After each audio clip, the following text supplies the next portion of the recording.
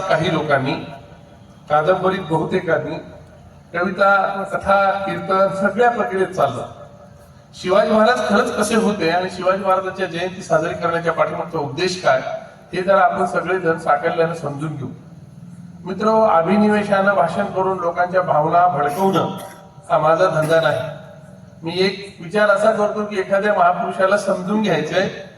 त्या काळात मी नव्हतो, तुम्ही नव्हते, आपल्यापैकी कोणीच नव्हतं, किंवा ज्यांनी इतिहास वगैरे कादंबऱ्या लिहिल्या ते नव्हते. शिवाजी महाराज खरे कसे होते कोणाच्या बापाला माहित होतं. कुठल्या तरी गोष्टीच्या आधारावर शिवाजी महाराजांवर काहीही गोष्टी, चांगल्या गोष्टी केल्या त्याबद्दल आमचा आक्षेप नाही, पण चुकीच्या गोष्टी शिवाजी महाराजांबद्दल ज्या प्रसारित केल्या त्या गोष्टीवर आमचा आक्षेप आहे. आणि त्या आक्षेपाच्या खंडण्यासाठीच किंवा खंडन करण्यासाठीच आम्ही हे सातत्यानं बोलत असतो. दुसरा महत्वाचा मुद्दा असा आहे की शिवाजी महाराजांच्या बाबतीत अशी काय गोष्ट आहे की 400 वर्षानंतर शिवाजी महाराजांचं नाव आजही महाराष्ट्रात, भारतात, जगात जिवंत आहे. जगातल्या 200 राष्ट्रांमध्ये शिवाजी महाराजांचं नाव माहीत नाही असा माणूस असण्याची शक्यता नाही. इतकं शिवाजी महाराजांचं सार्वलौकिकत्व का आहे याचा विचार आपण कधी केला का? मी एक विचार करतो साधारणपणे, भिडी सर, ज्या बापदाद्यांनी आपल्यासाठी किल्ल्यासारखे वाडे बांधून ठेवले, शेकडो एकर जमिनी घेऊन ठेवल्या, त्या बापदाद्यांच्या कितव्या पिढीपर्यंत आपल्याला आठवण नाही? आपल्या बापाचं नाव माहित असतं आपल्याला, आपलं नाव माहित असतं, आज्याचं नाव माहित असतं, आज्याच्या नंतर पंजाचं नाव माहित असतं. आता आपल्या बापाच्या पंजाचं नाव सांगा बरं. नाही सांगतात. म्हणजे 4थी 5व्या पिढीच्या पलीकडे आपण जात नाही. कल्पना करायचं कारण काय? ज्या बापदाद्यांनी रक्त आटवून आपल्यासाठी किल्ल्यासारखे वाडे बांधले, जायदादी सोडले आपल्यासाठी, 68-72च्या दुष्काळात लोकांनी तरोट्याची पानं शिजून खाल्ली पण जायदादी विकल्या नाही, त्या लोकांनी आपल्यासाठी एवढं करून त्यांच्या 5व्या पिढीला आपण आठवत नाही, 6व्या पिढीची आपल्याला आठवण होत नाही. पण शिवाजी महाराजांपासून किती पिढ्या आहे? आज जवळपास 13वी 14वी त्यांची 19व्या वंशजापर्यंत हा सगळा इतिहास आहे. आपण 5 जिजाऊचे वंशज, 19वे 20वे वंशज आहेत आणि शिवाजी महाराजांची जवळपास 13वी 14वी वंशजापर्यंत हा प्रवास आहे. मग एवढं कसं हे लक्षात राहतं? काय कारण असलं पाहिजे? बरं, शिवाजी महाराजांचं नाव तुम्ही आजही पाहा, तुमच्या गाव मोठं गाव आहे भिडी सर, की या गावात कोणत्या जातीत शिवाजी नाही हे सांगा मला. शिवाजी सगळ्या जातीत आहे.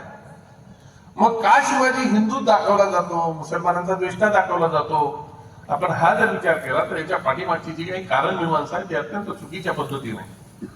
आपल्याकडे 2 पद्धतीने महापुरुष संपवले जातात असं स्वामी रामानंद तीर्थ मराठवाडा विद्यापीठाचे संस्थापक कुलगुरू आणि महाराष्ट्रातील थोर विचारवंत डॉक्टर जनार्दन वाघमारे असं सांगतात की महापुरुषांचा पराभव 2 पद्धतीने केला जातो.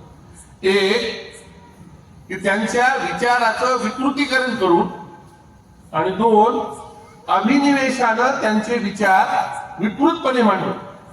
म्हणजे जातीय अभिनिवेश असेल, वंशीय अभिनिवेश असेल, कुठला तरी आणखी वेगळ्या पद्धतीचा अभिनिवेश असेल, लोकांना रंगाचा पटक्याचा पण अभिनिवेश असतो. कल्पना करा तुम्ही, निळा रंग म्हटलं की आपण बौद्धांच्या पलीकडे विचारच करत नाही.